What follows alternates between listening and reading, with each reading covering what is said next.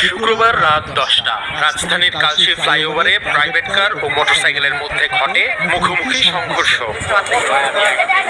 Police জানায়, Mirpur DOHS এর দিকে যাচ্ছিল প্রাইভেট কারটি, অপরদিকে ডিওএইচএস থেকে আসছিল মোটরসাইকেলটি। বেপরোয়া গতিতে দুটি যানের মধ্যে সামনাসামনি সংঘর্ষ হয়। এতে মোটরসাইকেল আরোহী এক যুবক ছিটকে ফ্লাইওভার থেকে নিচে পড়ে যায়। অপর যুবক গুরুতর আহত অবস্থায় ফ্লাইওভারের উপরে ছিটকে পড়ে। টুকরো টুকরো হয়ে যায় মোটরসাইকেলটি, দুমড়ে মুচড়ে যায় গাড়ির সামনের অংশ।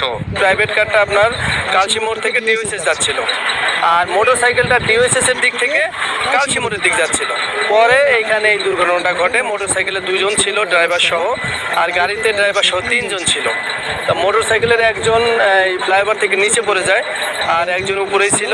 আশঙ্কাজনক অবস্থায় দুজনকেই দ্রুত ঢাকা মেডিকেল কলেজ হাসপাতালে নিয়ে যান প্রাইভেট কারের যাত্রী ও স্থানীয়রা, কিন্তু শেষ রক্ষা হয়নি কারো। 2 যুবককেই মৃত ঘোষণা করে চিকিৎসক।